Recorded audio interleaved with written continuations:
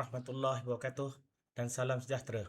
Saya Ismail bin Mahad, uh, podcast host anda pada hari ini untuk Tengah dan Korban. Alhamdulillah pada hari ini kita ada tamu khas yang kita datangkan daripada PAS Pusat insya-Allah, uh, YB Fadli Sa'ari iaitu Ketua Perangan PAS Pusat insya-Allah.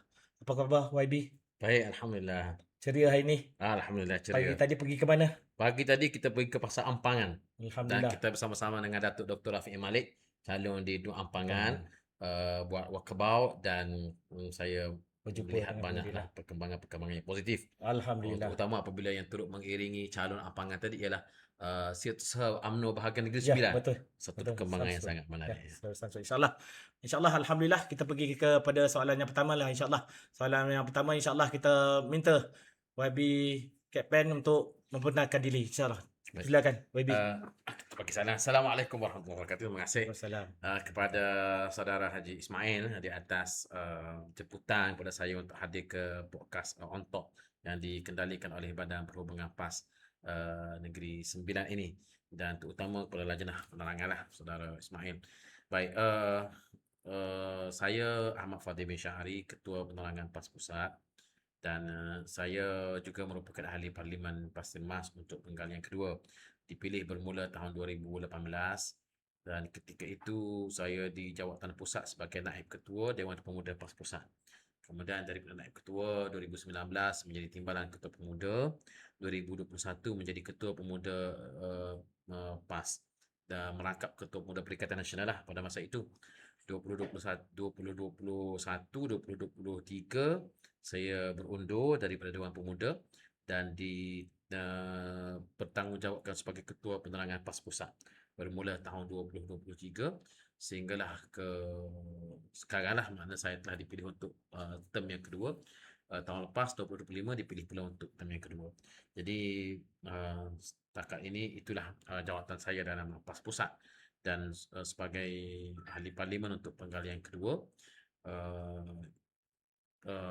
Sebelum itu juga saya pernah bertugas sebagai Setiausaha Akhbar almarhum Tuan Guru Ni Aziz pada tahun 2010 sehingga akhir kematian beliau lah, dan sehingga beliau meninggal dunia, dan pada waktu itu saya Ketua Pemuda PAS Negeri Kelantan. Alhamdulillah, terima kasih YB Captain insyaAllah. Itulah sedikit pengenalan diri YB Captain kita insyaAllah.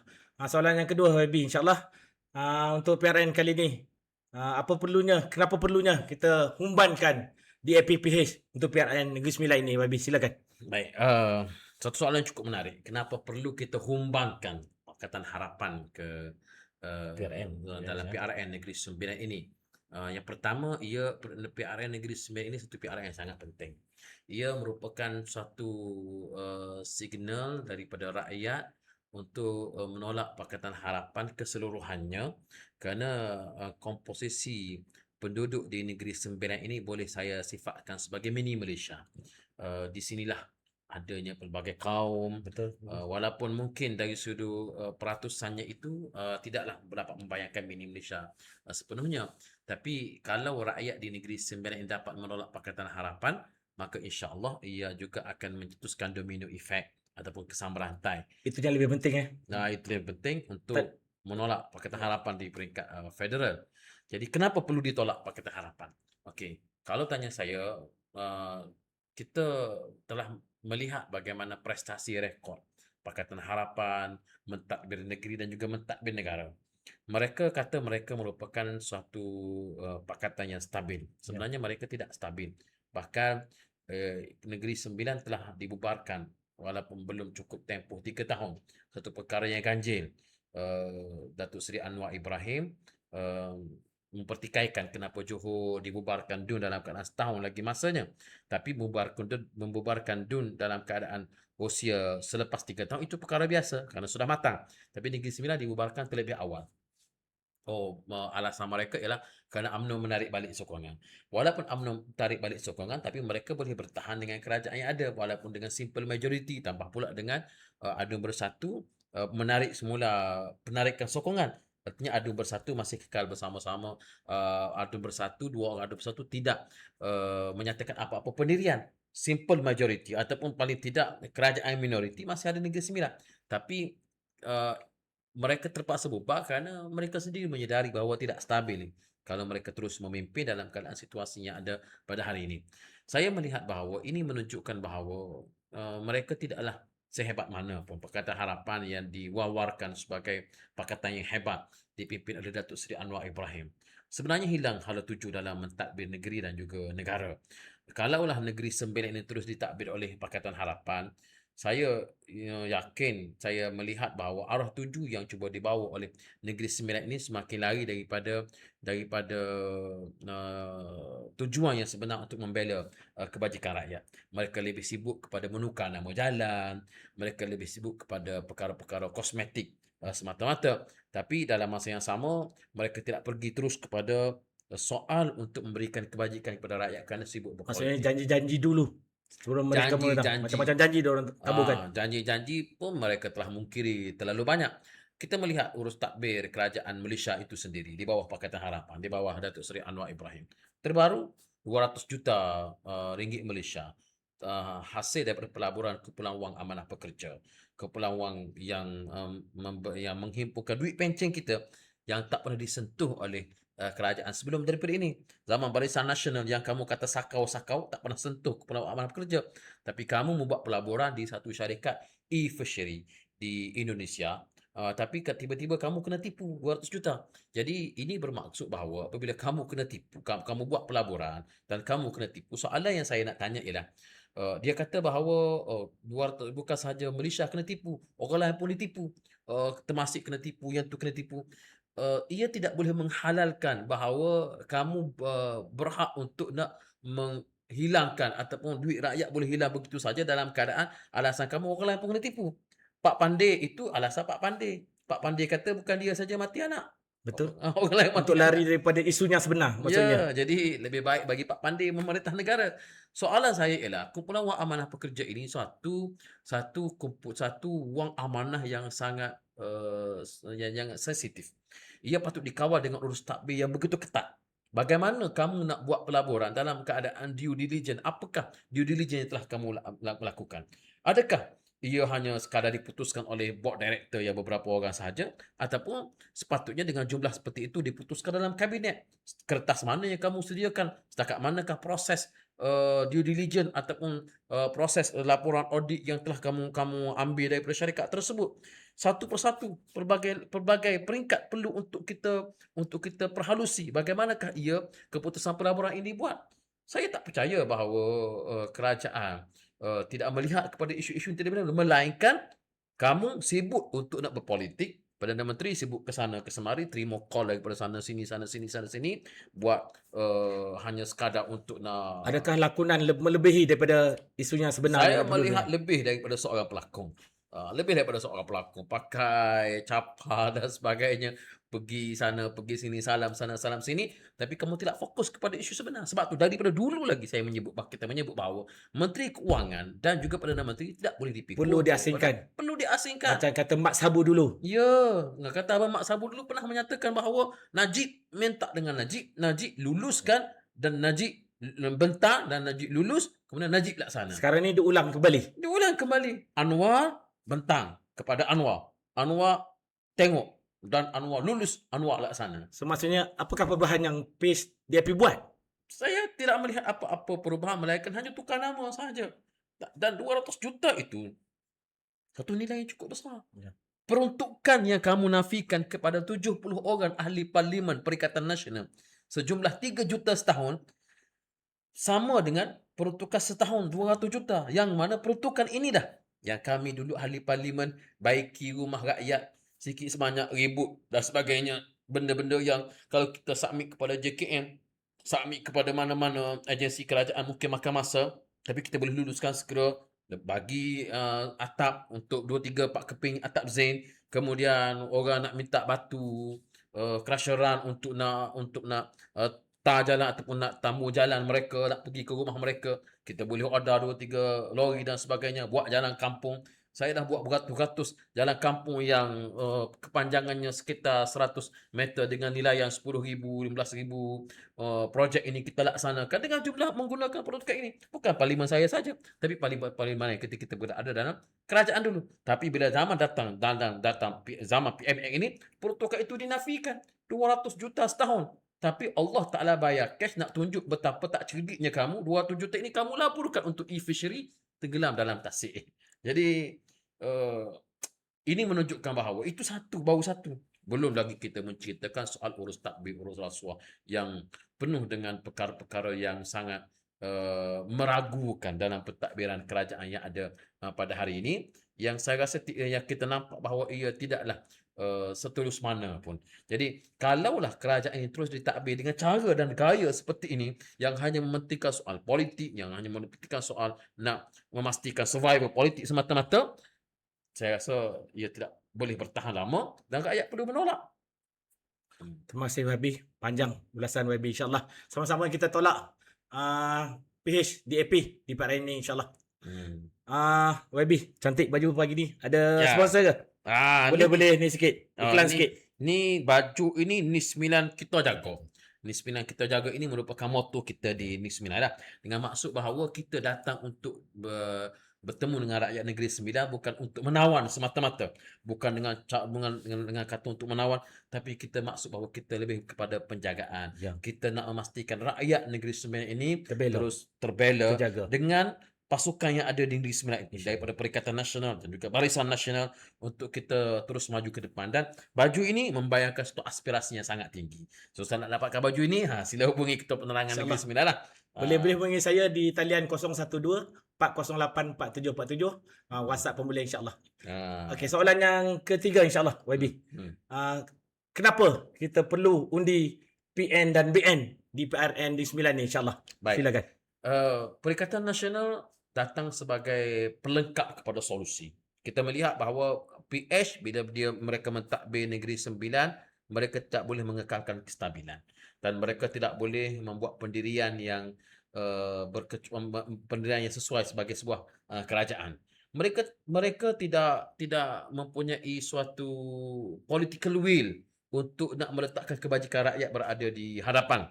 Apa yang berlaku ialah mereka, walaupun Menteri Besar Negeri Sembilan daripada PKR, Saudara Datuk Seri Amiruddin, tapi yang menjadi Menteri Besar seolah-olahnya daripada DAP. Daripada Anthony Loke. Sehingga disebut perkataan yang sangat tak sesuai lah dalam ucapan mereka. Disebut bahawa Anthony Loke orang sekian-sekian. Yang sampai sekarang tidak diambil tindakan oleh pihak polis. Benda dah viral. Itu menyentuh 3R. Itu menyentuh 3R walaupun dalam bentuk gurauan. Orang tak bergurau tentang perkara-perkara membabitkan adat dan istana seperti ini. Betul. Dan jadi calon pula tu. Dengannya diparoi katanya. Didun Paroi. Sebab tu. Yang Didun Paroi, saya nak ingatkan baik-baik. Calon Pakatan Harapan Didun Paroi terlibat dengan ucapan yang melibatkan 3R dan juga baru saja kalah dengan Ustaz Rosmin Adam dalam kes saman. Dalam kes 200,000. 200,000. Jadi macam mana orang Paroi nak pilih orang yang kalah saman fitnah 200,000, kemudian terlibat pula dengan ucapan yang menyentuh 3R. Ini sekaligus lah. Ini nak campaign sekaligus. Saya maksudkan bahawa sudah sampai masanya untuk kita melihat pakatan yang stabil. Barisan Nasional mempunyai kekuatan di Negeri Sembilan lebih kurang sama dengan negeri Johor. Johor, Barisan Nasional telah menang dengan selesa, dan kita melihat bahawa kalaulah undi Melayu ini dipecahkan, ia akan hanya memberi ruang kepada Pakatan Harapan untuk mentadbir Negeri Sembilan sekali. Kerana itu sangat bahaya. Kita melihat bahawa tidak ada jalan penyelesaian kecuali menyatukan kembali orang-orang Melayu dan orang Islam dalam satu blok undi. Bukan kita yang mulakan. Memang, Saudara Ismail, polarisasi kaum ini satu perkara yang bahaya. Mengundi berasaskan kaum itu satu perkara yang bahaya. Tetapi siapa yang mulakan? Bukan kita yang mulakan. DAP yang mulakan. Keseluruhan blok orang Cina, tak kira siapa sekalipun, berdiri bersama-sama dengan DAP. Betul. Dalam campaign mereka pun, mereka memainkan isu perkauman. Memainkan isu perkauman. Dalam memainkan isu perkauman, memainkan isu menakut-nakutkan orang Cina. Soal jangan jadi gelombang hijau lah, gelombang hijau, nanti jadi macam Kelantan paling tinggi. Itu saya dah jawab dalam parlimen. Saya dah cabar ahli parlimen Ya. DAP berdebat. Kalau tak nak berdebat di parlimen, datang berdebat di On Talk tak apa. Kita buka Gelagah. gelanggang. InsyaAllah. Saya dah cabar tapi tak tersahut lah. Cabar lagi sekali. Saya cabar sekali. Saya cabar ahli parlimen DAP yang sibuk nak berkempen kata Kelantan paling tinggi HIV, AIDS dan sebagainya ni. Kita berdebat di luar parlimen dalam mana-mana platform yang Boleh datang di terbuka. Ontok-Ontok Negeri Yang- Sembilan ni. yang Tadi Lok adil. dengar Tadi Lok. Yang adil, kita berdebat atas tajuk benarkah Kelantan paling teruk dalam isu moral. Saya boleh datangkan statistik. Kalau nak bercakap tentang statistik lah, kita boleh datangkan.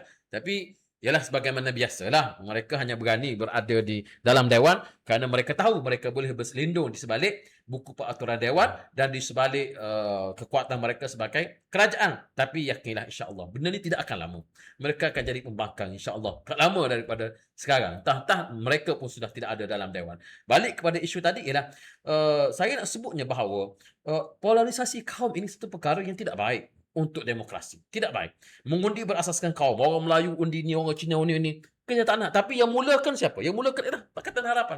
DAP yang mulakan untuk supaya orang Cina ni, orang bukan Melayu ni undi keseluruhan. Jadi itu telah bermula daripada sejak beberapa pilihan raya lepas. 2008, 2013, 2018 dan sehingga 2022. Orang-orang Cina, dengan maaf, bukan semua, tapi sebahagian besarnya berada bersama Pakatan Harapan. Kalau mereka boleh mulakan soal polarisasi kaum seperti ini, kenapa tidak kita? Kita juga baru boleh nak buat. Maka kita kata bahawa orang Melayu bentuk kembali kesatuan mereka ini berada dalam satu barisan dan soft. Kita sudah melalui beberapa pilihan raya, undi orang-orang Melayu terpecah menyebabkan DAP menjadi kerajaan. Menyebabkan DAP menjadi ketua. Nah, sekarang di Negeri Sembilan, kita tengok. Kalau kita bersatukan orang Melayu, adakah mereka akan kalah? InsyaAllah mereka Ini akan. adalah peluang terbaik untuk mufakat Nasional 2.0 Ini bermula. adalah peluang terbaik. Kalau ia berjaya di Negeri Sembilan, walaupun saya tak sebut, walaupun tak siapa sebut, tapi semua orang tahu bahawa kalau formula ini berjaya di Negeri Sembilan, ia akan merebak sampai kepada bukan setakat di Negeri Sembilan sahaja, tapi akan pergi Mungkin ke Pahang, Perak, ya, Selangor. akan merentasi sempadan Negeri Sembilan saja sampai ke Putrajaya. Selepas ini Melaka dengannya. Selepas ini Melaka dan juga boleh jadi, saya yakin insya-Allah kalau berjaya Negeri Sembilan, kita akan sekalikan dengan pilihan raya umum dan pilihan raya umum ini akan menjadi pilihan raya umum yang terakhir kepada kerajaan Anwar Ibrahim sebagai sebuah kerajaan. Dengan itu tuan-tuan, sama-samalah kita undi PN untuk PRN Negeri Sembilan ni, insyaAllah kita menangkan PN insyaAllah. Gelombang biru, tengok baju pembiru. Ya. InsyaAllah kita menangkan gelombang biru dan kita tolak warna merah. Warna merah tuan-tuan, warna merah PH dan juga bersatu. Mereka sama color warna merah. Kita BN dan PN sama warna, iaitu warna biru tuan-tuan. InsyaAllah. Mohon tuan-tuan share, like dan komen lah di Facebook kita, insyaAllah. Kita sedang bersiaran langsung di Facebook PAS Negeri Sembilan, insyaAllah. Soalan yang keempat, Webi. Boleh Boleh, tak apa. InsyaAllah. Soalan yang keempat adalah pesanan kepada FTV, pengundi baru dan juga pengundi muda. InsyaAllah mereka dalam lingkungan 50% pengundi untuk PRN ini. Pesanan. Okey, untuk anak-anak muda, berfikirlah untuk masa depan negara.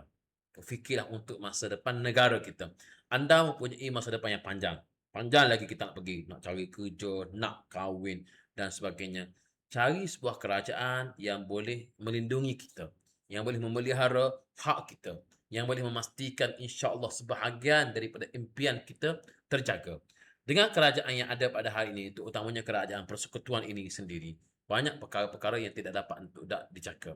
Dengan apabila berlakunya isu kos sara hidup, berlakunya mengkiri janji dan sebagainya, ekonomi tidak dapat berkembang dan kita sendiri tidak dapat untuk nak mencari rezeki, yang tidak dapat untuk nak mengembangkan potensi kita sendiri.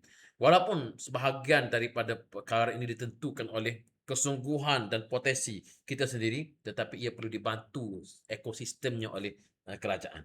Kalau kerajaan hanya melihat kepada untuk memperkasakan golongan tertentu semata-mata, untuk memperkasakan orang-orang tertentu semata-mata, kek ekonomi yang tidak dibahagi secara adil akan menyebabkan akhirnya orang-orang Melayu dan orang Islam Putera khususnya ini tidak dapat untuk survive dalam pentas persaingan yang ada pada hari ini. Orang-orang muda, saya nak nasihat baik-baik, first time voter, saya nasihat baik-baik. kerajaan Pakatan Harapan yang ada pada hari ini ialah merupakan sebuah kerajaan yang sedang gagal. Dan mereka akan meneruskan kegagalan itu kalau diberikan peluang untuk mentadbir yang berikutnya. Bandingkan janji-janji mereka dalam manifesto Kita Boleh yang dibentangkan 2022, 4 tahun lepas, dengan apa yang mereka lakukan pada hari ini. Sehingga 4 tahun, kita bagi peluang kepada mereka, rakyat bagi peluang kepada mereka, banyak yang mereka tak Ya, laksanakan. antaranya PTPTN. Antaranya ya soal Contohnya. PTPTN itu mungkin mereka dah janji jauh sebelum daripada ini, Ya. tapi soal pemansuhan tol sebagai Ya, contoh, betul. soal keadilan, reformasi institusi, AES pun saman AES. Pesuruhjaya SPRM taklah Ya. dilantik oleh Parlimen. Konon-kononnya peruntukan ahli Parlimen hendaklah adil Ya. dan diberi sama rata. Bulan bintang mereka janjikan seolah-olah mereka merupakan kerajaan yang turun dari syurga. Tapi ternyata bukannya turun dari syurga, tapi datang dari saya tak nak sebutlah dalam podcast kita ni. Tapi yang pastinya tuan-tuan sekalian, kalau mereka boleh memungkiri janji mereka sepanjang 4 tahun mereka jadi kerajaan pusat, maka apakah jaminan mereka tidak boleh memungkiri janji mereka kalau mereka datang dengan manifesto yang baru? Seorang penipu akan terus menipu selama-lamanya untuk mempertahankan penipuannya. Tolak kerajaan penipu, tolak kerajaan Pakatan Harapan, kita jaga negeri sembilan, negeri sembilan kita jaga. Beradat, muafakat, berkat. InsyaAllah. Apa? Beradat, muafakat, berkat. Alhamdulillah. Beradat, muafakat, berkat. Ni 9 kita jaga. Soalan yang kelima buat YB kita, insyaAllah. Ni soalan Panjang tambahan. soalan ni. Sedap nampaknya ulasan daripada tak YB apa. kita, insyaAllah. Tanya je. Tanya ya, tak ada masalah. InsyaAllah. Soalan yang kelima, pesanan buat jentera kita, jentera PN-BN. Okey. Kita perlukan bersama, insyaAllah, pesanan. Jentera PN dan BN boleh jadi kita masih belum cukup serasi. Kerana perbincangan dimuktamadkan hanya beberapa jam sebelum penamaan calon.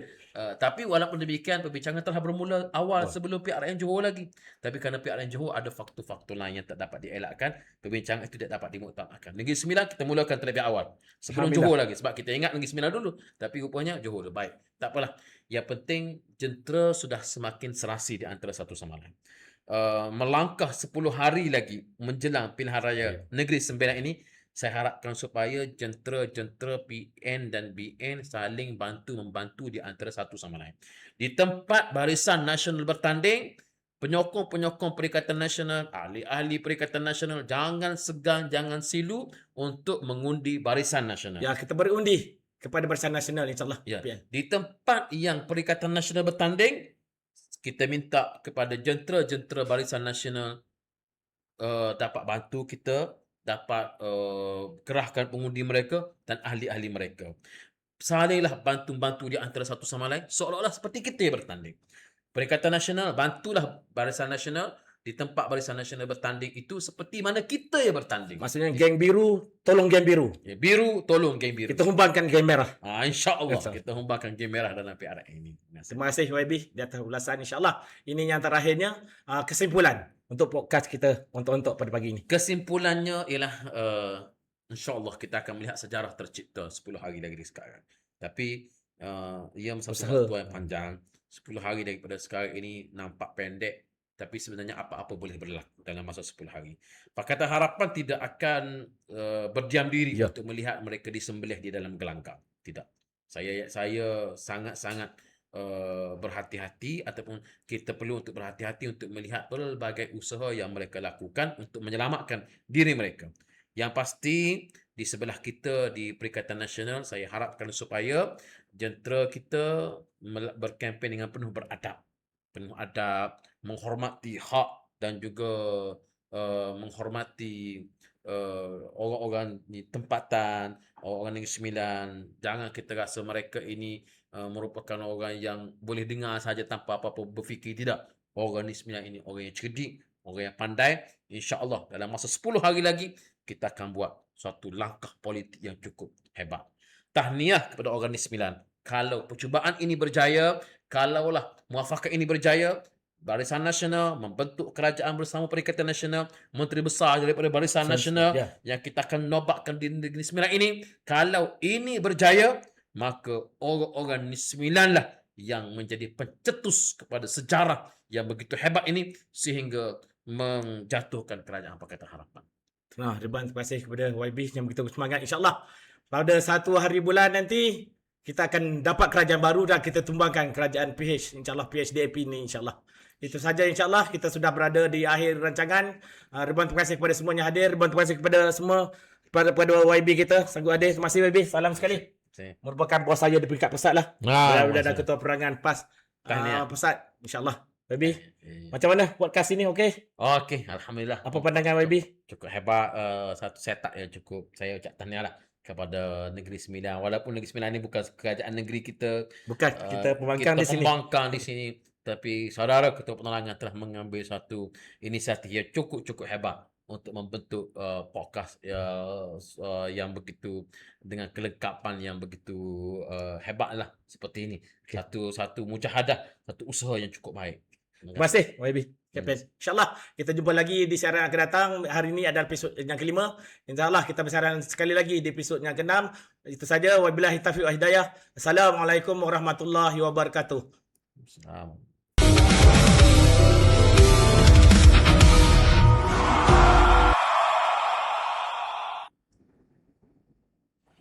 Alhamdulillah. Terima kasih. Beres. Oh, musik bola ke? Musik bola? Itu musiknya. Oh. Macam bola, rancangan bola. Alhamdulillah.